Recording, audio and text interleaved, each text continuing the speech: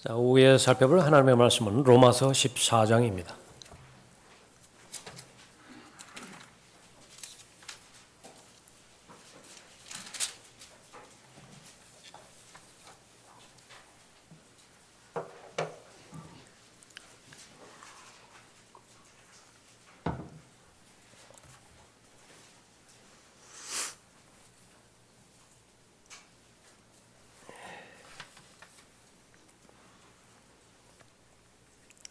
로마서 14장 10절부터 13절까지 받들어 읽겠습니다.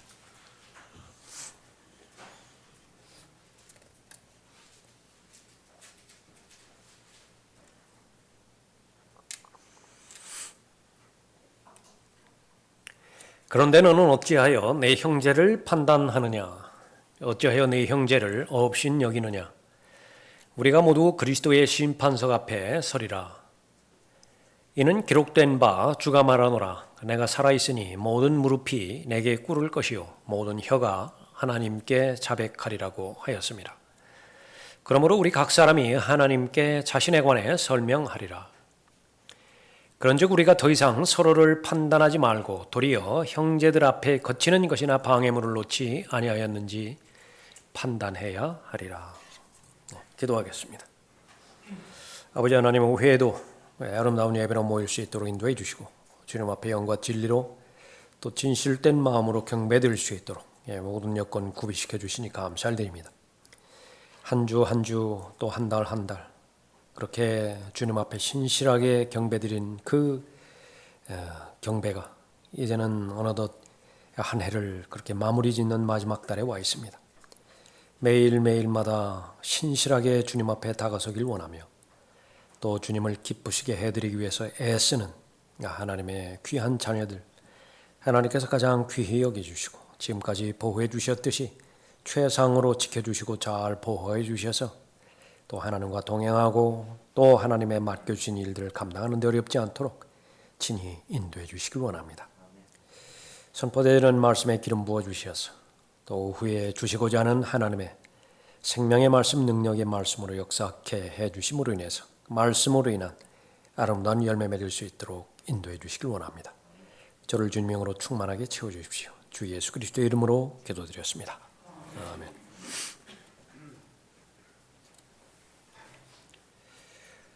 네, 오후 설교 제목은 그리스도의 심판석을 아는 사람입니다.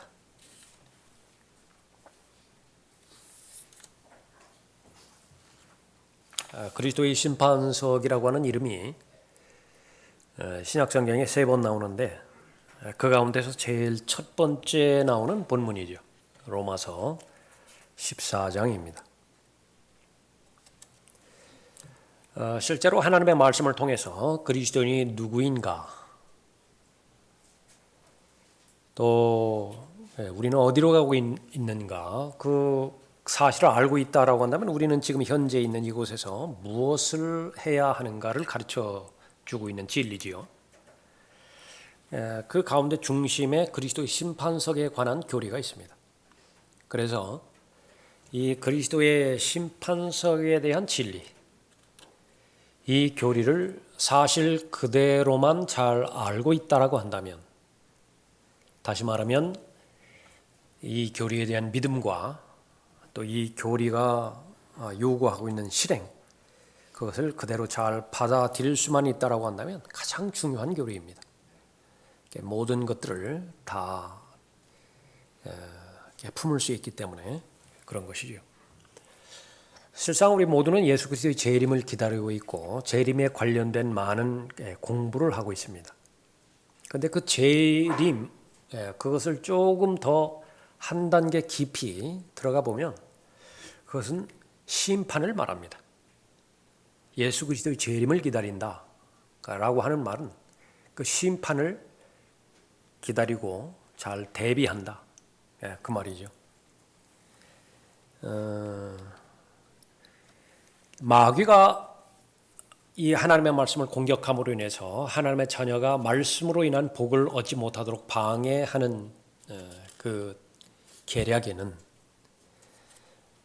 여러 가지 그 기준적인, 그 표준적인 방법들이 있는데 그 가운데 하나가 성경을 변개시키는 것이지요. 그래서 변개된 성경을 통해서는 하나님의 진리의 말씀을 올바로 알지 못하고 잘 대비하지 못하게 만드는 것입니다. 그래서 본문에서도 예수 그리스도를 믿지 못하도록 예수 그리스도께서 하나님이라고 하는 구절들, 그것을 대표적으로 다 변개시켜 버렸고요. 삭제시켜 버렸고, 또 그것을 막지 못하고 구원받는 것을 방해하지 못했다라고 한다면 구원받은 하나님의 자녀가 이제는 다시 오실 예수 그리스도를 잘 기다리지 못하게 방해하는 것인데, 그 가운데 하나가 교리를 바꿔버리는 것입니다. 그래서 다른 킹제임스 성경을 제외한 다른 성경에서는 이 10절에 그리스도의 심판석이 하나님의 심판석으로 다 바뀌어져 있습니다. 이 하나님의 심판석, 그것을 지지하는 것이 11절에 나와 있는 모든 무릎이 내게 꿇을 것이요 모든 혀가 하나님께 자백하리라 라고 하는 그 부분인데, 이것은 오전에도 살펴보았던 빌립보서 2장 9절, 10절, 11절의 내용과 같은 내용이죠.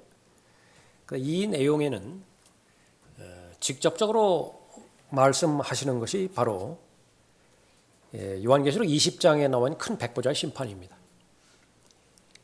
그래서 이 그리스도의 그 심판석을 일반 심판에 해당되지는, 그 일반 심판이라고 하는 것은 뭐냐면 구원받은 사람도 심판받고 구원받지 못한 사람도 한 번 심판을 받는 것인데, 그것을 이제 일반 심판이라 그렇게 말하죠. 칼빈이 가르치는 교리이고요, 교황이 가르치는 교리예요.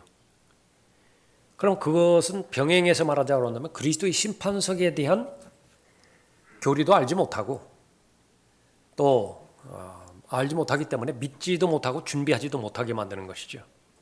그러면 조금 전에 살펴봤던 것처럼 하나님의 관점에서는 구원받은 하나님의 자녀에 있어서 가장 중요한 교리가 그리스도의 심판석인데, 이 심판에 대해서 잘 알지 못하게 만들므로 인해서 궁극적으로는 재림을 준비하지 못하게 만드는 것입니다.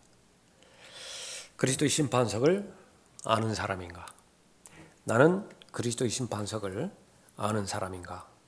본문 말씀을 통해서 몇 가지로 우리가 확인해 볼 수 있습니다. 우선 그리스도의 심판석에서 이 심판받는 대상은 하늘나라로 들어갈 것인가 들어가지 못할 것인가가 아니에요. 백보자의 심판에서는 그것이 포함되어 있죠. 구원받은 이후에 내가 하나님과 동행하면서 예수 그리스도를 섬기는데 행위들이 따랐는데요, 그 행위들을 점검받는 그 심판석을 말하는 것입니다. 죄는 심판의 대상에서 제외됩니다. 그리스도의 심판석에서 죄는 거론되지 않아요. 그 죄는 이미 과거에 완벽하게 심판받았기 때문에 그렇습니다. 갈보리에서 죄에 대한 저주가 하나님의 어린 양 예수 그리스도의 머리 위에 그렇게 떨어진 것이지요. 그래서 갈보리에서 이미 심판받음으로 해서 완전히 끝나버린 것이 있어요. 그것은 죄에 대한 심판입니다. 그리스도인은 죄에 대해서 심판받지 않는 것입니다. 그래서 이 그리스도의 심판석이 계시해 주시는 제일 첫 번째 이 의도는 상과 관련되어 있습니다. 보상과 관련되어 있는데, 그것을 그림으로 보여주는 것이 이 경기장에 임하는 운동선수예요. 뭐 지금 월드컵 열리고 있으니까 그것을 연상하면 쉽습니다. 열심히 잘 준비했고요, 열심히 뛰었죠. 그래서 그 상을 얻느냐 상을 얻지 못하느냐, 그것에 달려 있습니다. 판단 기준은 오로지 한 가지예요. 경기를 얼마만큼 탁월하게 잘 실행을 하였는가라고 하는 부분이죠. 그런데 거기에서 이 선수가 개인적으로 얼마만큼 도덕적으로 타락한 삶을 살았느냐, 또 이 선수가 얼마만큼 형법을 반복해서 어겼느냐, 그것은 거론 대상이 되지 않습니다. 하나라고요. 경기 능력의 질을 판단하는 것이지요.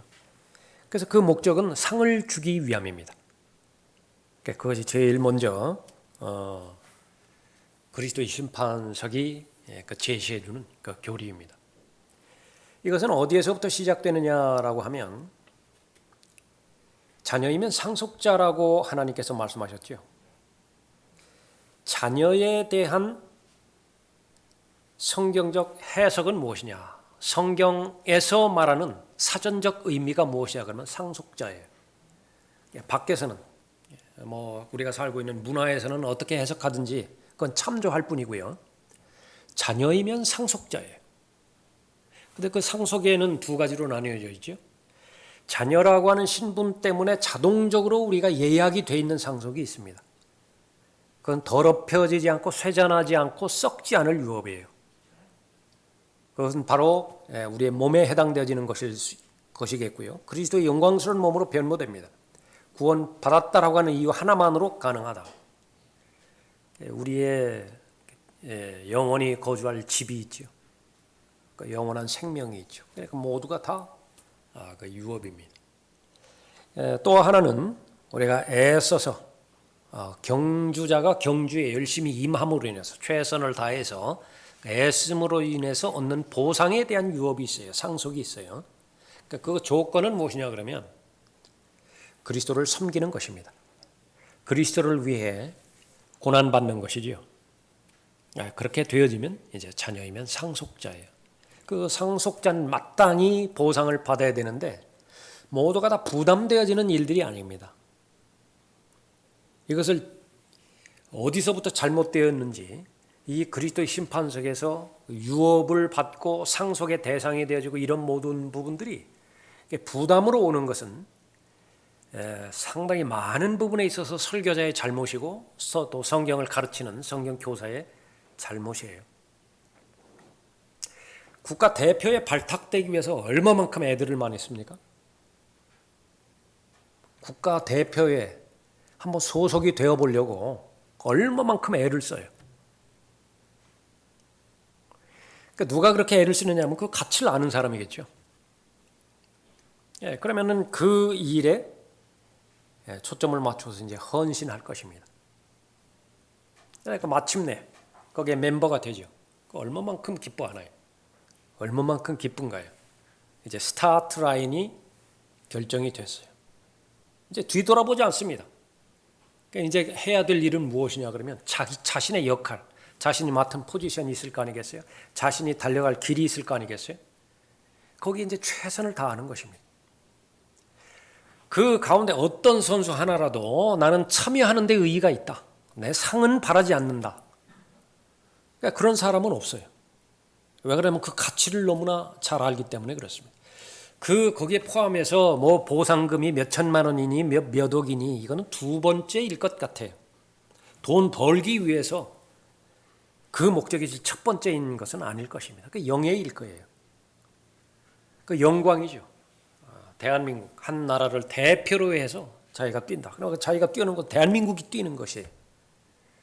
그 영광을 다 받는 것이죠. 그것이 바로 보상인 것입니다.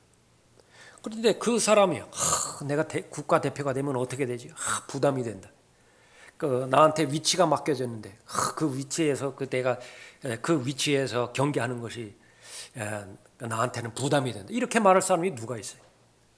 오히려 거기에 경주자로 뛰지 못하고 벤치에 앉아서 대기하고 있는 선수들이 초조하죠. 나도 빨리 경기에 임해야 되는데 빨리 내가 참여를 해야 되는데 그것을 확대하는 것이 그리스도의 심판석이라. 그러니까 하나님의 자녀가 되는 것이 복 가운데 복이고요. 하나님의 자녀가 되었을 때 지옥의 형벌로부터 내가 정죄로부터 면제받았다는 사실 그거 하나만 알았는데 그건 시작일 뿐이에요. 거기서부터 하나님의 말씀을 살펴봤더니 나한테 부여되어지는 특혜가요. 셀 수 없을 정도로 무한하다. 그러니까 부담이 되는 것들이 아니에요. 그거 다 하나님의 은혜의 결과들입니다. 할 수 없는 것을 하라고 하는 것도 아니고요. 모두가 다 할 수 있는 것들인데 할 수 있는 것들을 잘 행했을 때 하나님께서 보상해 주신다라고 하는 그 부분입니다. 그리스도의 심판석을 아는 사람이 되기를 원하는 것입니다. 알고 확신하고 잘 대비하는 사람이 되기를 원하는 것이죠. 그러면 이제 구체적으로 들어가서 이제 그러한 마음의 열망이 있고 그런 그 소망이 있다라고 한다면 이제 그 각 경주에 임하는 사람들은 최선을 다해서 트레이닝에 임하겠죠. 그 훈련하고 준비하고 장점은 아주 최대한 살리고요. 또 약한 부분 그것은 최대한 보완해서 자신이 보기에 온전한 선수가 되도록 그렇게 애쓸 것입니다. 어떤 사람인가? 그리스도의 심파석을 아는 사람은 첫 번째로 책임을 계산해야 하는 자리임을 아는 사람이에요. 10절 보십시오. 그런데 너는 어찌하여 내 형제를 판단하느냐? 어찌하여 내 형제를 업신여기느냐? 우리가 모두 그리스도의 심판석 앞에 서리라.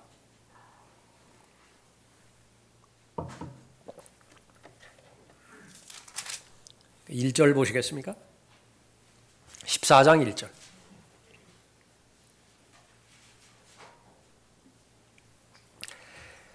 믿음이 연약한 자를 너희가 받아들이되 의심스러운 쟁점을 피하라. 이것이 판단하지 말아야 되는 영역이에요. 구원받은 형제인데 다소 의심스러운 쟁점에 해당되지는 영역이 있어요. 그런데 나는 그 의심으로부터 자유로워졌습니다. 상대방은 그 의심스러운 쟁점에 걸려 있어요. 그 상태에서 내가 함부로 판단해버리면 어떻게 판단하는 것이죠? 구원받지 못한 사람이라고. 어떻게 판단하는 것이죠? 육신적이라고. 어떻게 판단하는 것이죠? 하나님으로부터 벌을 받는 것이라고.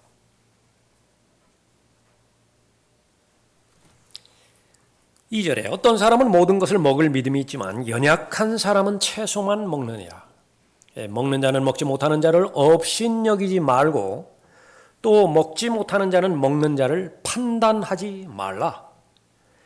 이는 하나님께서 그를 받으셨습니다. 남의 종을 판단하는 너는 누구냐? 그가 서거나 넘어지는 것이 자기 주인에게 있느니라. 실로 그가 서게 되리라. 이는 하나님께서 그를 서게 하실 수 있기 때문이라. 한 가지 예를 들어서 언급하고 있습니다. 자, 먹는 문제. 우상에게 바쳐졌던 그 고기를 먹을 것이냐 말 것이냐. 그것은 성경에서는 의심스러운 쟁점이라고 말씀하는 거예요. 또 하나 예를 들면 그 다음 절에 뭐라고 되어 있습니까? 5절에 어떤 사람은 이 날을 저 날보다 낮게 여기고 또 어떤 사람은 모든 날을 같게 여기니 각자 자기 생각에 확정해야 하리라. 나를 소중히 여기는 자는 주를 위하여 소중히 여기고 나를 소중히 여기지 아니하는 자도 주를 위하여 소중히 여기지 아니하며 먹는 자도 주를 위하여 먹으며 하나님께 감사하고 또 먹지 않는 자도 주를 위하여 먹지 않고 하나님께 감사하느니라. 이는 우리는 누구예요? 구원받은 그리스도인이에요. 우리 중에는 아무도 자신을 위해 사는 사람이 없고 자신을 위해 죽는 사람이 없기 때문이라. 이것이 하나님의 관점이에요. 그런데 내가 그 사실을 몰라요. 다만 자기중심적에 서 있는 것이 육신의 성향이기 때문에 내가 만들어 놓은 규칙과 내가 서 있는 영역, 그것을 만족시키면은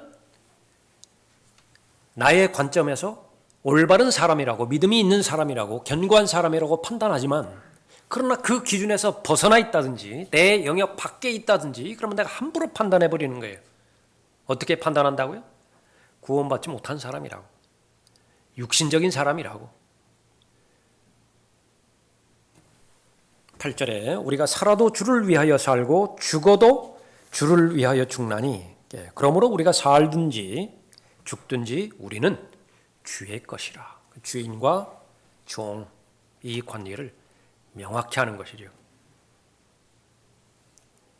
그래서 이 의심스러운 쟁점들, 먹을 것에 해당된다든지 무슨 날에 해당된다는 것이 안식일이라든지 그런 것에 해당된다는 것인지, 그런 부분에 있어서 동의되지 않는다고 해서 저 사람은 구원받지 못하는 사람이다, 그렇게 판단하지 말라는 것이지요.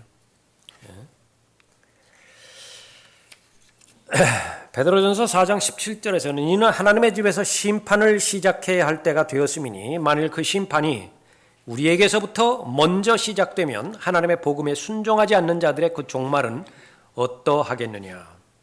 구원받은 사람은 구원받은 사람대로 심판을 받는 것이고요. 구원받지 못한 사람 역시 마찬가지로 그 심판의 대상인 것입니다.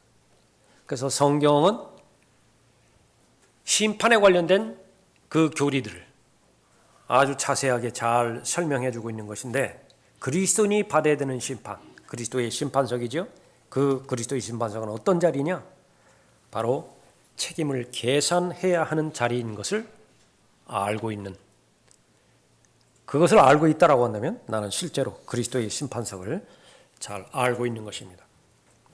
속지 말라, 하나님은 우롱당하지 아니하시느니라. 이는 사람이 무엇을 심든지 그대로 거둘 것이기 때문이라. 구원받은 이후에 하나님께서 말씀하는 것입니다. 두 가지 옵션이 있죠. 성령에 심을 수 있고요, 육신에 심을 수도 있습니다. 영원한 것을 거두기도 하고 썩은 것을 거두기도 합니다. 미리 알려주시는 것이죠. 자, 이것을 알았다고 함에도 불구하고 내가 하는 생각부터 시작해서 내가 결정되는 모든 것들을 거의 대부분 썩을 것에 더 많은 비중으로 거기에 심는다. 그럼 나는 모르는 사람이에요. 그리스도의 심판석을 모르는 사람이라. 그리스도인이 가져야 되는 인생관, 다시 말하면 구원받은 이후에 나는 어떠한 삶을 살아가야 되는 것인가. 다가오는 세상이 있다라고 하나님께서 말씀하셨는데, 구원받기 이전에는 오직 이생뿐이에요.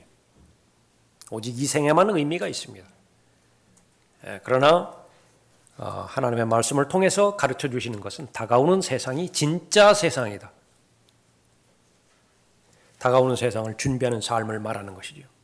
다가오는 세상을 준비하는 삶은 무엇이냐? 본문에 의하면 그리스도의 심판석을 잘 대비하는 삶인 것입니다. 구원받기 이전에는 어떻게 살았든지 그것은 하나님께서는 카운트하지 않으십니다. 관심이 없으세요. 그러나 구원받은 이후에는 애써야 된다고 말씀하십니다. 애써야 된다. 최선을 다해서 살아야 된다. 왜냐하면 구원받은 그 시간부터 시계가 움직여요. 움직인다. 다 계산을 합니다. 그 결과가 바로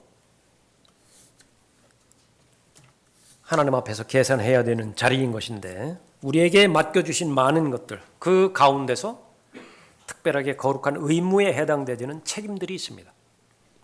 그 책임들 가운데 하나는 이제 하나님께서 섭리 가운데서 만나게 해주신 사람들이죠. 조금 전에 살펴봤던 것처럼 각 지역마다 2사람, 3사람의 모임으로부터 시작되어지는 지역 교회가 있습니다. 그런데 그 지역 교회의 사람을 맡겨주신 이유는 서로 세우라고. 그러니까 그것이 교회를 세우라는 것이거든요. 그러니까 무엇으로 세우죠?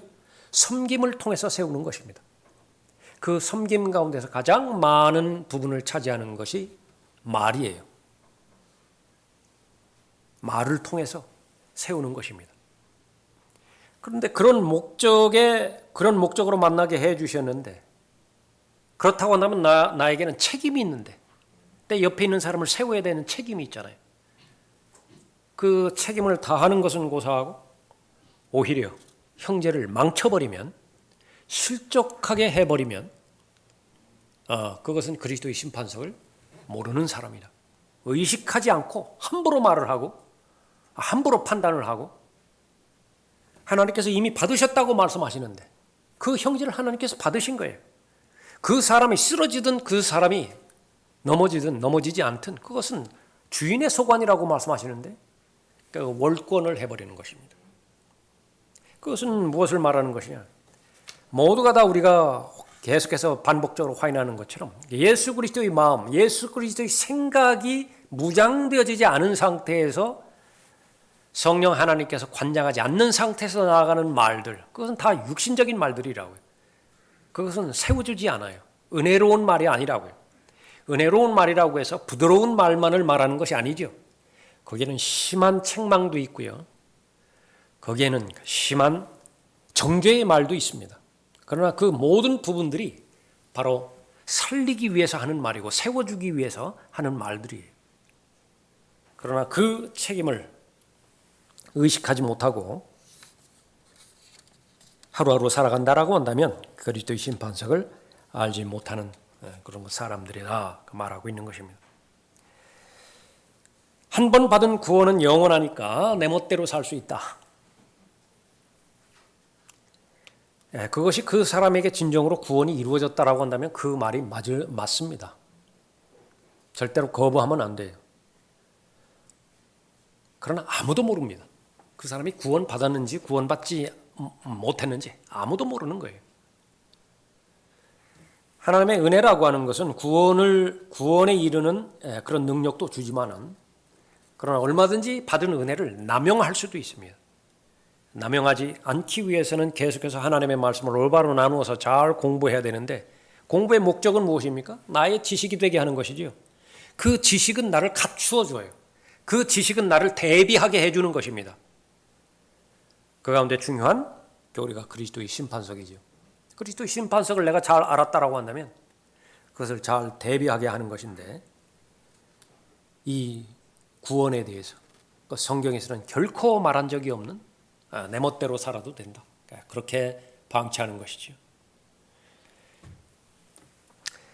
하늘의 본향으로 가는 길, 순탄할 수도 있고 험난할 수도 있습니다. 성경대로 제시해 주시는 대로 올바로 살지 않고 방탕하게 생활한다라고 한다면 하나님의 계획보다 생명이 단축될 수도 있어요. 또 건강을 잃어버릴 수도 있는 것이죠. 생명이 단축될 수도 있는데 잃어버리지 못할 것이 무엇이 있겠어요? 다만 구원받은 혼, 그것만 잃어버리지 않는 것이죠. 그러나 그러한 삶을 살라고, 그러한 정도의 삶을 살라고 하나님께서는 하나님의 진리의 말씀을 가르쳐 주신 것이 아닌 것입니다. 그리스도의 심판석, 반드시 알아야 되는 진리입니다. 구원받은 이후에 가장 중요한 교리라 말할 수 있겠죠. 두 번째로 그리스도의 심판석을 아는 사람은 설명해야 할 것을 아는 사람이에요. 내가 무엇을 설명할 것이냐, 설명해야 되느냐, 그것을 아는 사람이죠. 11절 보십시오. 이는 기록된 바 주가 말하노라. 내가 살아있으니 모든 무릎이 내게 꿇을 것이요 모든 혀가 하나님께 자백하리라고 하였습니다. 그러므로 우리 각 사람이 하나님께 자신에 관해 설명하리라.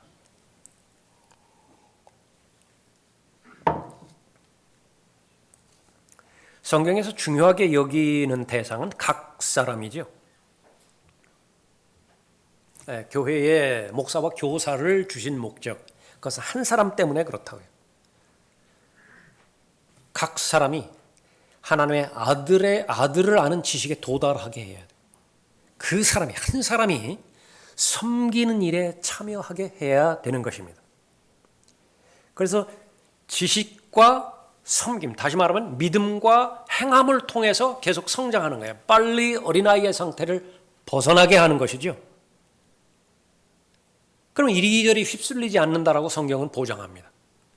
그러면 그 사람이 자신의 해야 하는, 마땅히 해야 되는 역할을 해야 되는데 하나도 쓸데없는 사람이 없어요. 그것은 유기체로 설명을 합니다. 머리에 해당되어지는 것이 예수 그리스도이시고요.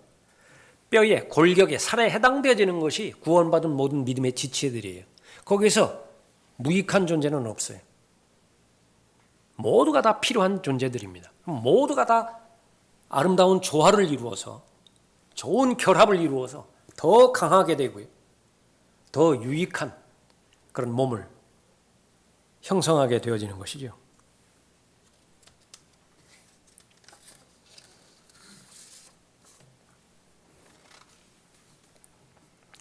하나님 앞에 무엇을 설명해야 될 것이냐? 몇 가지로 살펴본다라고 한다면 우리의 언어 생활입니다. 오 독사들의 세대야, 악한 너희가 어떻게 선한 것을 말할 수 있겠느냐? 이는 마음에 가득한 것을 입이 말하기 때문이라. 그 선한 사람은 마음에 쌓은 선한 보화에서 선한 것들을 내고 악한 사람은 악한 보화에서 악한 것들을 내느니라. 그러나 내가 너희에게 말하노니 사람이 말하는 어떠한 빈말이라도 심판 날에는 그에 관하여 설명하게 되리라. 복음에 합당한 삶에 대해서 우리는 자주 말하죠. 성도의 유업의 동참자가 되기에 합당한 삶에 대해서 우리는 반복적으로 말합니다. 왜 그렇죠? 중요한 진리이기 때문에 그렇습니다. 우리가 모이는 이유는 서로 격려하기 위함이죠. 무엇을 격려해요? 하나님의 말씀으로 다가오는 세상, 다가오는 세대에 잘 준비하는 것입니다. 우리는 각자에게 책임이 있는데 그리스도의 심판석에 잘 세워야 돼요. 그리스도의 심판석 앞에 우리 형제, 우리 자매 각 지체를 잘 제시를 해야 됩니다. 그 수준은 어디죠? 하나님의 칭찬의 대상이 되게 잘하였다, 착하고 신실한 종아, 이 소리를 듣게 해야 됩니다. 저는 여러분 개개인이 그 소리를 듣게 하는데 최선을 다해야 되고요. 여러분도 마찬가지예요. 여러분들이 여러분 주변에 있는 사람들, 심지어 여러분의 목자, 잘 그 칭찬의 대상이 되게 해야 된다. 그것은 말로부터 시작된다, 그렇게 말을 합니다. 그래서 성경에서는 이 말이 얼마만큼 중요한 역할을 하는 것이냐. 성경이 시작되는 첫 번째부터 말로 시작되어지죠. 하나님께서 흙으로 사람을 지으셨는데 거기에 하나님의 숨결, 입김을 불어넣으셨죠. 그 영이에요. 그건 말들이에요. 예수님께서 하신 말들은 영이라. 살라, 그러면 사는 거예요. 살아있는 혼이 되어진 그 이후로 하나님께서는 말씀으로 그 사람을 보호하려고 하는 것입니다. 마음대로 먹을 수 있는 부분도 있지만은 그러나 절대로 먹어서는 안 되는 금지된 대상도 있다. 사탄 역시 마찬가지죠. 말로 시작하는 것입니다. 말로. 하나님께서는 하나님의 교리가 있고요. 마귀는 마귀의 교리가 있습니다. 사람이 하나님의 말씀에 순종하느냐, 마귀의 미혹된 거짓 교리에 마음을 내어주는 것이냐. 자꾸 보고요. 그거는 그냥 볼 필요가 없다고요. 그거 자꾸 봐요. 그거는 한두 번 들어서 판단이 되어진다고 하면 더 이상 들을 필요가 없다고. 근데 자꾸 귀를 내줘요. 거기 익숙해집니다. 그것에 마음이 가는 거예요. 무엇이 사람을 더럽게 하는 것이냐. 예수님께서도 분명하게 말씀하셨습니다. 마음에서 우러나오는 말, 그것이 더럽게 하는 말들이라 더럽게 한다, 그렇게 말씀하고 있죠. 자신이 많은 말을 했는데 거의 대부분이 쓸데없는 말이었다. 더 나아가서 무익한 말들이고 또 파괴적인 말들이었다. 돌이켜볼 수 있어야 되는 것이지요. 그러면 그리스도의 심판석을 알고 있는 사람이에요. 말에 얼마나 많은 능력이 있는 것이냐, 그것을 평가하는데 실패해서는 안 됩니다. 내가 하는 말이 얼마만큼 내 말에 능력이 있는 것이냐. 오전 성경 공부에 살펴봤습니까? 사람에게 능력을 주는 거, 그것은 사랑이라고 그랬죠. 사랑. 어떤 사람을 사랑한다. 그 사람을 위해서 못할 것이 없어요. 그러나 또 하나 있다고요. 사람에게 능력을 주는 거, 그 증오심입니다. 그 사람 한번 미워하기 시작하면은요, 없던 힘이 불끈불끈 생겨나요. 살아갈 힘을 얻는다고요. 결과는 극과 극이죠. 하나님의 사람으로서 결과를 맺기도 하고 사탄의 종으로서 결과를 맺기도 한다. 그러면 그 사랑의 거의 대부분의 표현은 무엇이에요? 도구는 무엇입니까? 말이죠. 은혜로운 말이라고요. 세워주는 말이죠. 역시 마찬가지로 증오에 해당되는 것도 마찬가지입니다. 한마디를 한다 하더라도 아주 잘 준비하고 아주 예리하게 가다듬어 가지고 그냥 심장에 가장 깊은 곳을 콱콱 찔러주는 말을 한다. 잠 못 자게 만드는 거예요. 심지어는 자살하게도 만든다. 후회하게 만들고 사람을 죽이기도 하고 살리기도 하는 것입니다. 이와 같이 혀도 작은 지체지만 큰 일들을 자랑하느니라. 보라, 작은 불이 얼마나 큰 것을 태우는가. 혀는 불이요 죄악의 세상이라. 그처럼 혀는 우리 지체들 가운데 있으면서 온몸을 더럽히며 또 일생을 불태우나니 곧 지옥의 불에서 태우느니라. 구원받은 다음에 성숙을 위해서, 성장을 위해서 제일 먼저 배워야 되는 것, 혀를 지키는 것이라고 말씀하고 있습니다. 야고보서 3장에서 말씀하는 것이요, 혀를 통제하는 것. 그런데 이것은 내가 불가능해요. 모든 것이 자신의 능력으로는 불가능합니다. 자신의 능력으로서는 육신을 제어할 수 없어요. 유일하게 가능한 것은 성령 하나님께서 통제하실 때만 가능합니다. 그래서 성령으로 충만해야 됩니다. 지속적으로. 성령 충만이 단번에 이루어졌다. 그거 만족할 일 아니에요.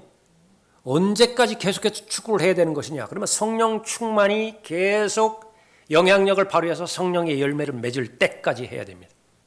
인내해야 돼요.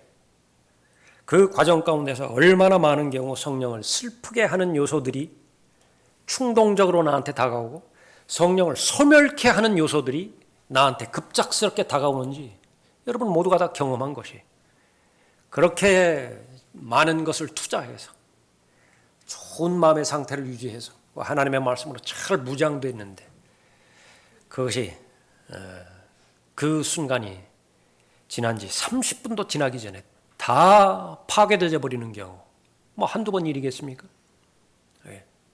어디에서부터 시작되는 것이냐? 언어 생활입니다. 교회는 교제하는 곳이지요. 마음을 나누는 곳입니다. 이 부분에 있어서는요, 두 가지 양상이 있는 것인데 하나는 예의 있게 잘 서로에 대해서 결례하지 않고자 하는 그런 조심스러운 마음으로 다가가는 부분이 하나 필요하고요. 그런 그 부분들이 시간이 지속됨으로 인해서 그 사람에 대해서 더 깊이 알아가는 것입니다. 더 친밀하게, 더 잘 알아가는 것이죠. 그래서 부부 사이에서도 조심해야 되는 영역이 있죠. 함부로 하는 것은 그다지 현명한 언어 생활이 아닙니다. 서로 존중하라고 했는데 그거 존중하면 거리가 멀어지나요? 그렇지 않습니다. 가까운 사이일수록 더 존중하고 더 말을 가려서 하고 나한테는 상처받지 않는 말일 수도 있지만 상대방은 상처받을 수도 있다고요. 왜냐하면 사람마다 똑같은 사람이 없기 때문에 그래요. 다 상황이 다르고 다 성향이 다르고 맞는 코드가 다 달라요. 나하고 꼭 맞는 사람이 단 한 사람도 없기 때문에 그렇죠. 성숙한 사람은 상대방의 입장에서 생각할 수 있어야 되는 것입니다. 급히 말을 할 필요는 없어요.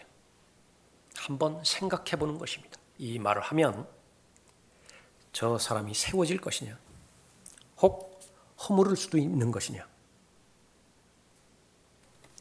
특히 구령자들, 거리 설교자들, 또 목사들, 설교자들 마찬가지죠. 설교를 잘 준비를 했습니다. 설교를 잘 준비를 하고 그것을 성도 개개인에게 필터링 시키는 과정은 대단히 중요한 역할입니다. 그 부분들에 있어서 하나님의 은혜의 말씀으로 효과적으로 역사하는 그런 말씀인가. 듣기 좋은 말만 하라는 말이 아닌 것은 여러분이 잘 알고 있죠. 부담스러운 말을 하지 않겠다라고 하는 그 말이 아닌 것도 잘 알고 있죠. 그러나 성경에 분명히 성경이 동기가 되어서 세우는 말을 한다고요. 그래야 더 이상 쩔뚝거리지 않죠. 더 이상 절지 않죠. 똑바로 걸어가죠. 왼편이나 오른편으로 치우치지 않고. 그러나 아무리 올바른 말이라 하더라도 거기에 감정이 해결되지 않았다라고 한다면 성경은 분명하게 경고를 합니다. 하나님의 일 망쳐버린다고요. 감정이라고 하는 것은 육신적인 요소가 성령의 말씀에 섞여 있는 것을 말하는 것인데 말은 옳아요. 말은 옳은데 왠지 기분이 나쁘다고 그런 말들이 있죠. 그것이 하나님의 말씀 가운데서도 포함이 되어 있는 것입니다. 특히 강단에서 선포될 때 그것을 표적설교라고 하는 이름으로 사람들은 절대로 받아들이지 않는다. 마음에. 아무리 바른 말이라 하더라도 세워주지 못하고 그 말을 하는 것이 지금이 아닌 경우가 있다고요. 그 말은 일주일 뒤에 하면은 가장 효과적으로 역사할 수 있는 말이에요. 지금 하면 안 된다고요. 그럴 때는 꿀꺽 삼켜야 됩니다. 그리스도의 심판석을 아는 사람이에요. 언어 생활에 잘 절제를 하는 사람이기 때문에 그렇죠. 그분 자신의 뜻으로 우리를 진리의 말씀으로 낳으셔서 우리로 그의 피조물들 가운데 첫 열매들에 속한 자들이 되게 하셨으니 그러므로 나의 사랑하는 자들아 사람마다 듣기는 빨리 하고 말하기는 더디하며 저처럼 떠듬떠듬 말을 하라는 것이 아니라 말 새어나오게 하라는 말이 아니라 생각하고 말하라고. 생각하고 듣고 한 번 생각하고 두 번 생각하고 그 다음에 말을 해도 늦지 않는다는 말이죠. 급하게 말을 하지 말라. 성내기도 더디하라. 성낼 때가 있어요. 성낼 때가 있다고요. 그러나 더디 성내래. 더디 성내. 이는 사람의 성내는 것이 하나님의 의를 이루지 못함이라. 자기를 부인했어요. 자기 십자가를 지기까지 했습니다. 하나님의 나라를 구했고 하나님의 의를 구하기도 했습니다. 그런데 급히 성내버렸어요. 아깝고 아쉽지요. 지금까지 잘 싸워왔는데 그 한마디에 그냥 다 무너져 버렸다. 거리에서 설교하고 구령하고 있는 것인데 잘했습니다. 잘했어요. 아주 끝마무리에 그냥 확 화를 내버렸어요. 물론 하나님의 말씀으로 붙였는데 내 감정이 섞여가지고요. 그냥 인간적으로 정죄해버렸어요. 너희 저주받은 자들아. 다 망쳐버린 거예요. 그건 성령께서 역사하지도 않으세요. 예? 그러나 불쌍히 여기는 마음으로 계속 하나님의 말씀을 증거했음에도 불구하고 계속 조롱하고 하나님의 말씀에 대해서 반기를 든다. 마땅히 전해줘야 돼요. 너희 저주받은 자들아, 내게서 떠나 마귀와 그의 천사들을 위하여 준비한 영원한 불 속으로 들어가라. 여러분은 절대로 이 저주의 대상이 돼서는 안 됩니다. 반드시 구원받아야 됩니다. 사람으로 태어나서 절대로 가서는 안 되는 곳이 지옥입니다. 그 말해 줘야 되는 것이지요. 그러나 그 부분에 대해서는 하나님께서 계산하실 때, 하나님께 결산할 때에 설명할 수 있어야 됩니다. 그 말 잘했다. 하나님으로부터 그 말을 들어야 되는 것이죠. 생활 방식에 대해서 설명해 드릴 수 있어야 됩니다. 어떤 사람들의 죄들은 먼저 드러나서 먼저 심판으로 나아가고 또 어떤 사람들은 그 뒤를 따르느니 이와 같이 어떤 사람들의 선행도 먼저 드러나고 그렇지 않은 자들도 숨길 수 없느니라. 디모데전서 5장 24절 25절 그 말씀입니다. 모두가 다 이 선한 행위에 관련이 돼서 언급하고 있는 말씀입니다. 하나님께서 우리를 구원해 주실 때에 우리에게 견고하게 서 있는 영적인 위치가 있죠. 그것은 흔들리지 않습니다. 율법의 행위로 인해서 구원을 받았다라고 한다면 율법의 행위가 받쳐주지 못할 때는 구원을 잃어버려요. 그것이 행함으로 얻는 구원의 한계입니다. 그러나 십자가 이후에 그리스도의 보혈의 공로로 말미암아서 얻은 구원은 우리의 행위가 단 하나도 들어가지 않습니다. 그렇기 때문에 우리의 감정의 상태나 우리의 행위의 상태와 무관하게 하나님께서 선물로 주신 구원은 그대로 유지가 되는 것이에요. 구원받은 이후에 하나님의 자녀로서 하나님과 동행하는 상태에서의 영적인 상태, 그것은 시시각각 변합니다. 어제 다르고 오늘 달라요. 지난주에 다르고 이번 주에도 다르는 것이죠. 그 영적 상태에 대해서는 우리가 계산해야 됩니다. 결산해야 돼요. 설명해 드려야 됩니다. 왜 그런 상태에 계속 머물렀는가? 더 나아갈 수 있는 상황이 되었음에도 불구하고 왜 그런 결정을 미루었는가? 그것을 잘 살펴봐야 되죠. 같은 맥락에서 우리는 청지기직에 관해서 설명할 수 있어야 됩니다. 청지기직. 청지기 하면은 대조되어지는 것이 주인이에요. 그래서 여러분이 생각하기에 이 영역은 내가 주인이다. 그러면 설명할 필요 없어요. 그냥 하고 싶은 대로 하세요. 하고 싶은 대로 하세요. 괜찮아요. 그런데 아무리 생각해도 이 영역만큼은, 이것만큼은 나한테 맡겨주신 것이다. 그럼 대비하고 있어야 돼요. 설명해야 됩니다. 그건 청지기직이에요. 또 주께서 제자들에게 말씀하시기를 어떤 부자가 한 청지기를 두었는데 그 청지기가 주인의 재산을 낭비한다는 비난이 그에게 들린지라. 왜 그랬죠? 청지기직을 오래 하다 보니까 자기가 주인인 것을 오판해버렸어요. 또는 오랜 기간이 지나가다 보니까 결산하지 않을 줄로 알았어요. 그러나 시간이 짧고 길고 그것만 다를 뿐이지 반드시 결산의 때는 오게 돼 있다고. 그것을 가르쳐 주시는 것입니다. 주인이 그를 불러 말하기를 내가 너에 대하여 이런 소문을 들었는데 어찌 된 일이냐? 내가 청지기를 더 이상 못하리니 내 청지기직을 청산하라. Give an account of thy stewardship. Give an account. 이거 설명하라. 그 말하고 똑같은 말입니다. 그 설명해봐라. 이거. 맡겨준 것이 있는데 그 맡겨준 것에 대해서 설명해보라. 청지기직에 대해서 설명해야 되는 것입니다. 그리스도인들은 모두가 다 청지기들입니다. 청지기에 하나님께서 요청하는 것이 있는데 하나뿐입니다. 신실함이에요. 그러므로 사람들이 우리를 그리스도의 일꾼이며 하나님의 신비들을 맡은 청지기로 여기게 하라. 청지기에게 요청되는 것은 무엇보다도 신실한 사람으로 발견되는 것이라. 여기 대해서 사람들이 잘못 알고 있는 가운데 하나가 비전이라고 하는 말이죠. 열망이라고 하는 말도 잘 우리가 살펴봐야 됩니다. 하나님께서 두 사람을 맡겨주셨어요. 영광의 멸류관 공부할 때 우리가 살펴봤죠. 그럼 그 두 명의 하나님께서 맡겨주신 약물에 대해서 신실하면 돼요. 그거 다 의무를 다한 것입니다. 그런데 사람의 욕심이요. 하나님께서 하나님을 기쁘시게 해드리는 열망을 넘어설 경우가 있습니다. 사이즈를 크게 하고 싶다고요. 왜 그렇습니까? 그때에 나에게 주어지는 특권, 호혜, 인정 이런 것에 매력이 있거든요. 우선 동기 자체가 흔들리고 잘못되어 있죠. 그랬을 때에 그 사람이 저지르는 잘못 가운데 하나 나가요. 의무는 생각하지 않습니다. 책임, 그것은 생각하지 않아요. 특권 자체에만 너무 많이 매달려 있는 것입니다. 그러나 소중한 것일수록, 가치 있는 대상일수록 치러야 되는 대가는 비례해서 커져요. 큰 것을 희생해야 된다고요. No cross, no crown이에요.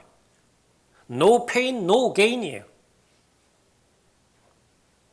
인내해야 되고 또 잘 견뎌야 되는 것이죠. 하나님께서 맡겨주신 일에 신실하면 이제 그 다음은 하나님 소관입니다. 더 많은 것을 넣어주실 수도 있고 그렇지 않을 수도 있고 그렇지만 주인이 맡겨주시는 것에만 초점을 다해서 최선을 다하면 되는 것입니다. 여러분에게 각자에게 맡겨주신 은사들이 있고 재능들이 있고 삶의 규모들이 있고 심지어 믿음의 분량도 있어요. 그것을 잘 지켜내면 됩니다. 그냥 묻어두고 사용하지 않아도 안 되는 것이고요. 남용해도 안 되는 것이에요. 그것은 분명히 하나님께서 용도가 있다고. 용도. 분명히 그것은 나사를 돌리라고 그 기구를 줬는데 그걸 가지고 못을 때려박는데 막 사용해버렸다. 잘못 사용한 거 아니에요? 다 망쳐버렸다. 망해버렸어요. 청지기직에 대해서 설명할 준비가 되어 있는 것인가? 그렇다고 한다면 그리스도의 심판석을 잘 아는 사람입니다. 그 청지기 직분 가운데 하나가 권위예요. 권위를 부여받은 사람들이지요. 그 권위를 사용한 것에 대해서 설명하는 것입니다. 너희를 다스리는 자들에게 순종하며 복종하라. 그들은 너희 혼도를 위해 깨어있기를 자기들이 마땅히 설명해야 할 것처럼 하느니라. 로마서 14장 본문과 똑같은 말입니다. 설명한다. 그들로 기쁨으로 하게 하고 슬픔으로 하지 않게 하라. 이는 그것이 너희에게 유익이 없습니다. 이 부분에 실패하면 하나님께서는 많은 것들을 주셨는데 많은 것들을 맡겨주셨는데 거기서 책임을 다하지 못한다. 그럼 큰 낭패예요. 그것보다는 오히려 조금 맡겨주셨을 때 조금 맡겨주신 것에 신실한 것이 훨씬 더 낫습니다. 그러나 그리스도의 심판석에서 계산과 결산을 인식하지 않고 설명해야 될 것을 모르는 사람은 무조건 많이 달라고만 하는 거예요. 그런 의미에서 야고보서에서는 많은 선생이 되지 말라라고 권면해요. 많은 선생이 되려고 하지 말라. 그 책임지지 못하면 어떻게 할 것이냐. 우리는 증거의 삶에 대해서도 설명을 해야 됩니다. 내가 악인에게 말하기를 너는 반드시 죽으리라 할 때에 내가 그에게 경고도 주지 아니하고 그 악인에게 그의 악한 길에서 떠나라고 경고하여 그의 생명을 구하라고 말하지도 아니하면 바로 그 악인은 그의 죄악에서 죽을 것이나 나는 내 손에서 그의 피를 요구하리라. 하나님께서 우리에게 요구하시는 것이 있습니다. 이 부분을 사도 바울은 마음에 잘 간직함으로 인해서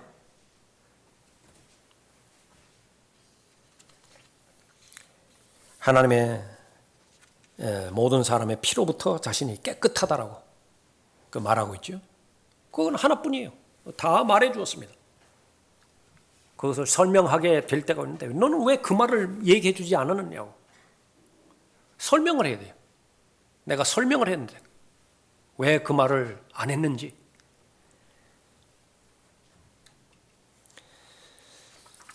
마땅히 증거했어야 되는 사람들을 한 번은 반드시 만나게 되어 있습니다. 큰 백보좌의 심판석에서 최소한 거기에서 한 번 만나게 되겠죠. 거기에 대해서 사람들의 피해에 대해서 자유로워질 것을 설명으로 말하는 것입니다. 마지막 세 번째로 그리스도의 심판서가 아는 사람, 죄의 영향력을 아는 사람입니다. 13절 보십시오. 그런즉 우리가 더 이상 서로를 판단하지 말고 도리어 형제들 앞에 거치는 것이나 방해물을 놓지 아니하였는지 판단해야 하리라. 자신을 조심하는 사람이에요. 죄가 얼마만큼 파괴력이 있고 영향력이 큰 것인지 아는 사람은 자신을 조심합니다. 조심해서 자신을 다루는 거예요. 우리 안에는 엄청난 파괴력을 지닌 죄의 폭탄을 제조하는 공장이 있지요. 육신이라고 하는 죄의 공장이 있습니다. 이걸 잘 관리하지 않으면요, 일어나고 있는 모든 죄악들의 장 본인이 될 수 있는 거예요. 지금 그 사실을 잘 모르니까 막 함부로 어떤 죄를 지은 범죄자에 대해서 함부로 정죄하고 판단하고 그러죠. 그 모든 죄의 속성이 내 안에 다 있는 거예요. 한편으로는 그러한 죄를 지을 수 있는 환경이 되지 않도록 하나님께서 지금까지 보호해 주셨고요. 자비예요, 자비. 나도 그 죄 지을 수 있는 환경 가운데 있었다고 한다면 똑같은 사람이 돼버리는 거예요. 또 하나는 내가 일찍 거듭나서 성령의 통제를 배우는 법을 배웠죠. 말씀으로 규제를 받는 법을 배웠죠. 그렇게 해서 성령 하나님의 능력으로 지켜졌을 뿐이에요. 그러나 안심하면 안 돼요. 오늘 내가 영적으로 건강한 그 조건이 내일을 보장해 주지 않기 때문에 그렇습니다. 내일은 또 다른 내일이에요. 성경에서는 자신을 조심하라. 언제까지 조심해야 되죠? 육신의 죄들의 몸을 벗어나는 그날까지 계속해서 조심해야 되는 것이에요. 매일 죽어야 돼요. 날마다 죽어야 돼요. 예수 그리스도를 가장 잘 따랐던 사람의 고백인 것이죠. 내가 그리스도의 심판석을 알고 있다. 그 사람은 함부로 다른 사람의 일에 대해서 판단하지 않습니다. 함부로 다른 사람 업신여기지 않고요. 다른 사람들에 대해서 수근거리지 않습니다. 그럴 여유가 없어요. 그럴 시간이 없다고요.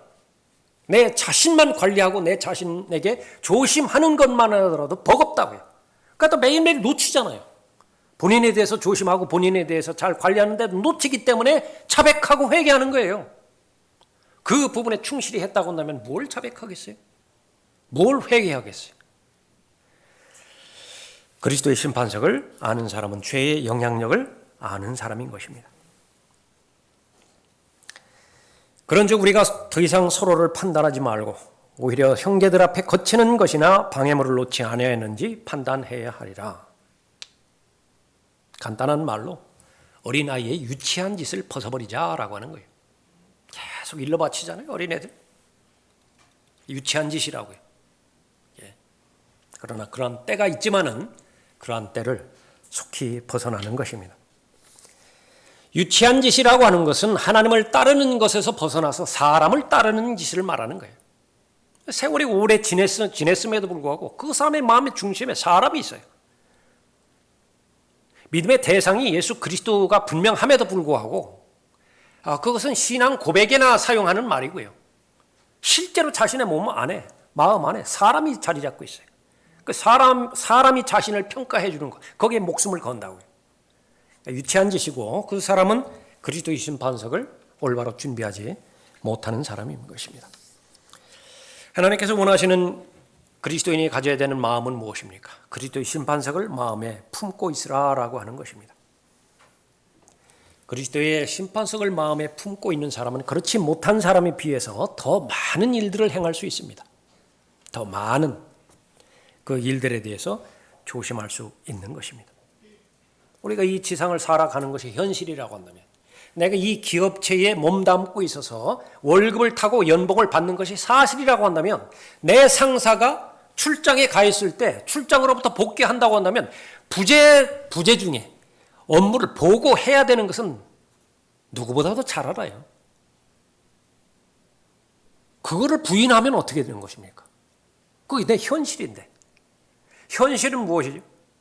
내일이면 해가 동에서 뜰 것이에요. 서쪽으로 질 것이에요. 이것이 현실이라고 해요. 그러나 이 현실보다도 더 정확하게 일어날 영적인 현실은 무엇이냐면 그리스도의 심판석 앞에 구원받은 사람이라고 한다면 다 선다는 것입니다. 알고 있는 사람이 그리스도의 심판석 앞에 서는 것하고 긴가민가하고 반신반의하고 제대로 준비도 되지 않은 상태에서 서는 거하고 그것은 너무나 다르겠죠. 우리는 하나님의 말씀만을 신뢰의 대상으로 봐야 됩니다. 그것은 믿든 믿지 않든 반드시 일어나게 되어 있어요. 그러나 복된 소식이라고 하는 것은 그리스도의 심판석, 이렇게 부담 주는 자리가 아니에요. 그런 목적으로 하나님의 말씀이 계시된 것이 아닙니다. 그것은 경주자가 그렇게 애써서 수고하고 땀 흘린 것에 대해서 보상하는 자리라고 그랬죠. 그리스도의 배마라고 그랬습니다. 시상 때예요. 3등 단상도 있고 2등 단상도 있고 1등 단상도 있습니다. 금메달도 있고 은메달도 있고 동메달도 있고 상과 유업과 보상들이 여러분에게 잘 기다리고 있습니다. 그리스도의 심판석을 아는 사람, 과연 나는 그리스도의 심판석을 잘 아는 사람인가? 여러분의 하루하루의 삶이 얼마만큼 신실하게 말씀의 사람으로서, 기도의 사람으로서 늘 하나님을 의뢰하고 하나님을 신뢰하는 것인가? 그렇게 한다고 한다면 여러분 확신을 가지십시오. 그리스도의 심판을 아는 사람이고 그리스도의 심판석을 잘 준비하는 사람입니다. 다 같이 일어나시겠습니다.